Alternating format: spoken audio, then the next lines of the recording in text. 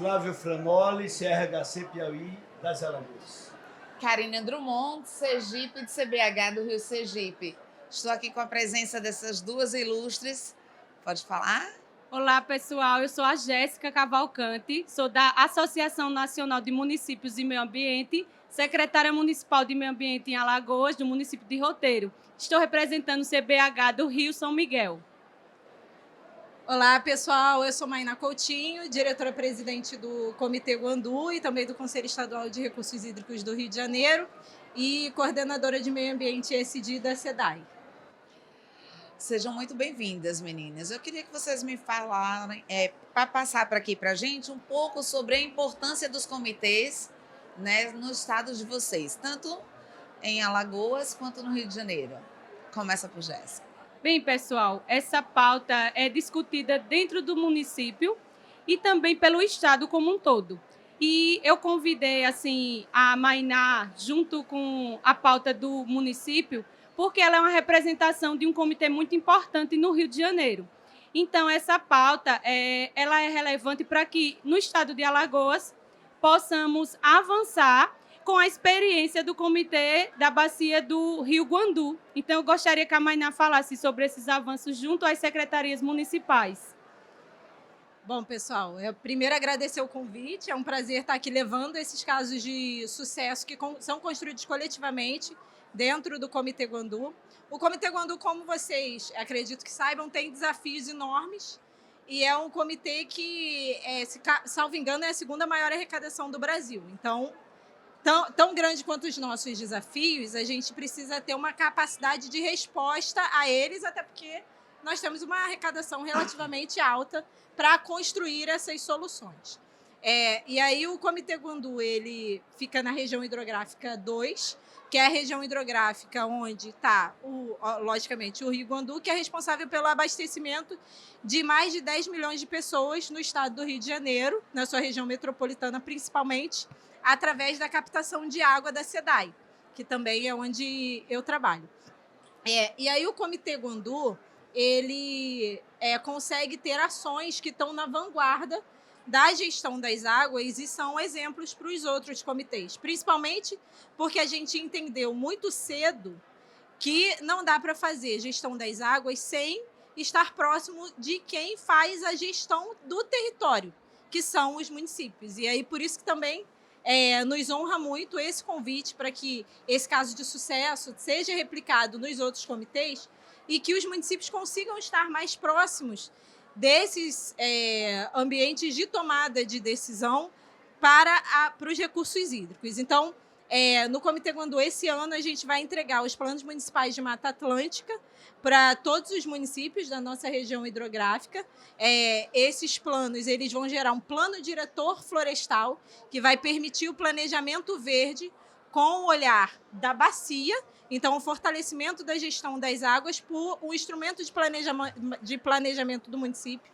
A gente está fazendo também os programas municipais de educação ambiental para todos os municípios da bacia, também com a educação ambiental com o olhar da região hidrográfica e de aumentar a participação da sociedade, junto, lógico, aos municípios, às escolas, para que a gente consiga aumentar a participação da sociedade na gestão das águas, que até hoje é uma reclamação que todos nós, dentro de nossos comitês, fazendo. Poxa, a gente tem várias ações, às vezes não somos vistos, ninguém para fora da nossa vivência de comitê sabe o que é comitê, então a gente, para além de reclamar, que temos que reclamar para que a gente mude, mas também nós tomamos ações para que essa realidade seja diferente. E hoje a gente tem um programa que a gente tem muito carinho, que é o maior programa de saneamento rural.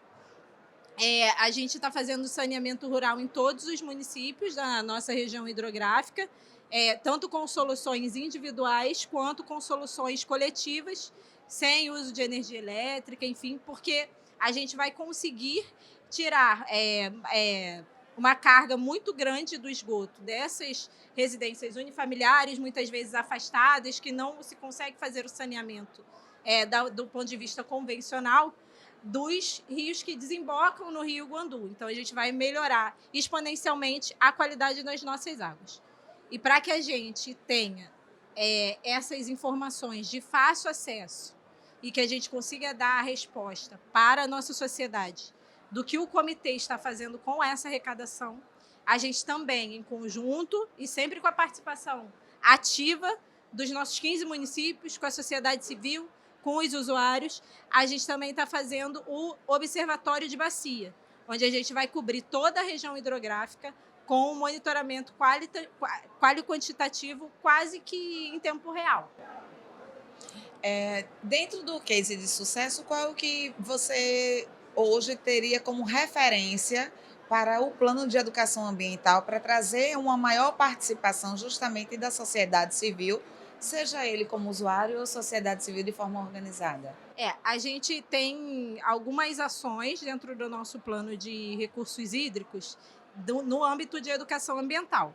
Então, a gente tem auxílio à pesquisa para as universidades, porque a gente quer essa proximidade das universidades, e aí tanto a Universidade Rural e principalmente a Universidade de Vassouras, que hoje está também na diretoria, junto comigo, tem esse viés de aumentar a pesquisa para que a gente leve essas informações em qualidade para a sociedade.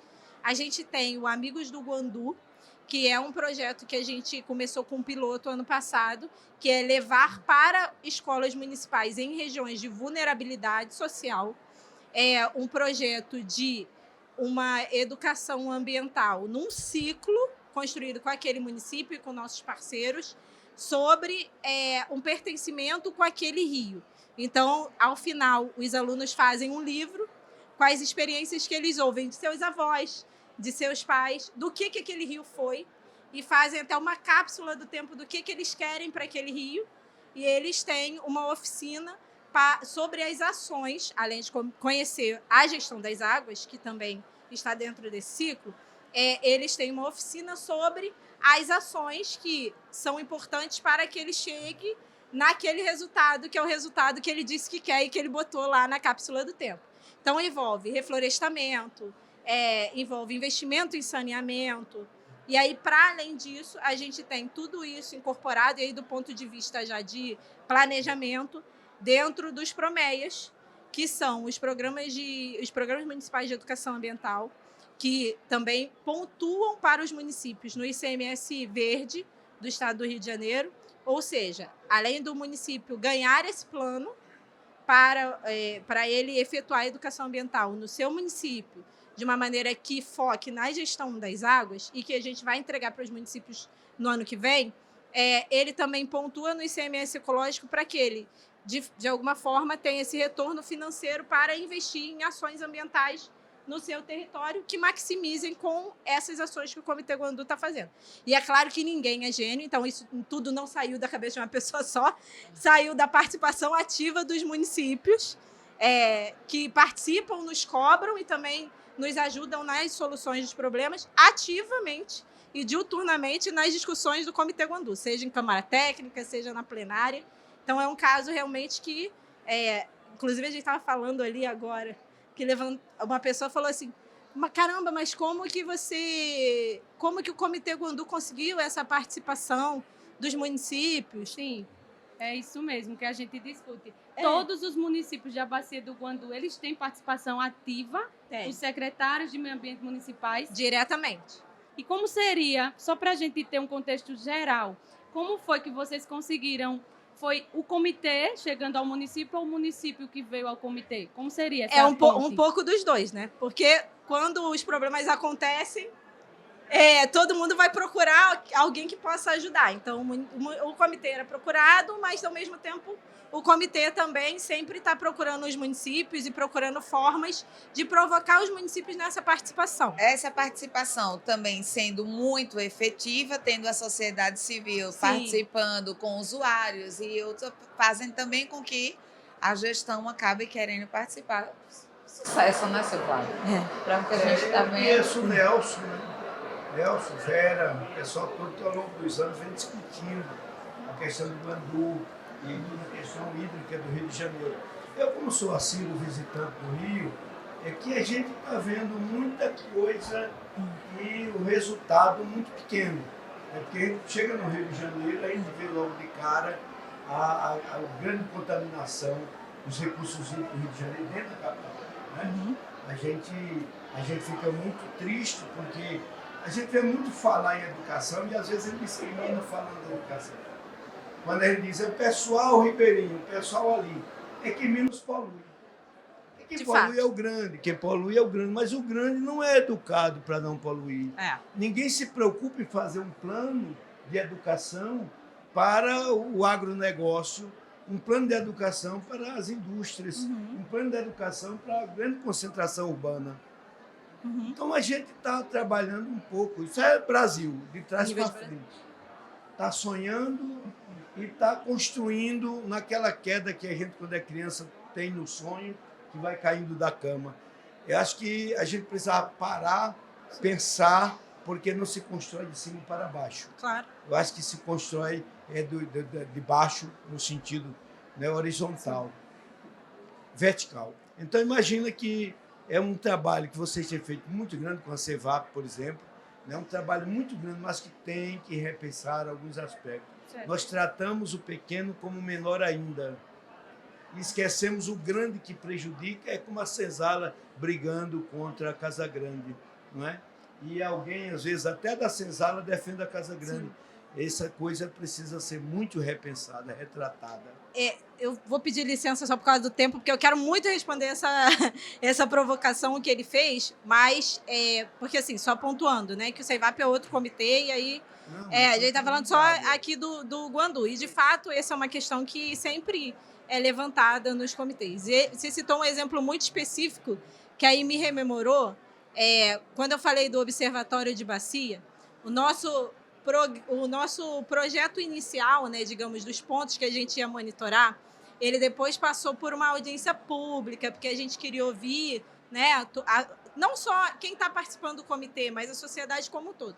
E aí a gente acrescentou uma demanda que a gente viu muito sensível, que foi o alerta de cheias, e que foi apontada pela participação de populações ribeirinhas ali no entorno, e que, de fato, era uma coisa que ninguém tinha visto. Então, essa provocação que ele fez, eu entendo que é importante porque, como eu falei, ninguém aqui é gênio que vai pensar e viver todas as realidades. Mas, quando a gente tem uma ampla participação e a gente abre não só os nossos ouvidos, mas a nossa mente para escutar quem tem uma realidade diferente, a gente consegue melhorar o nosso produto. Porque a gente conseguiu fazer os nossos pontos de monitoramento. Infelizmente, o nosso tempo acaba de acabar. Acabou? Vamos ficar com gostinho de quero mais. Não, porque foi ótimo. Adorei essa provocação que ele fez. Mas, enfim. A Jéssica já se conhece ao longo dos tempos. Mas a gente vai falar mais. A gente vai falar mais. A gente conclui agora, mas com certeza a gente vai ter outras oportunidades. Ótimo. Muito obrigada. Obrigada, gente. Ficamos à disposição.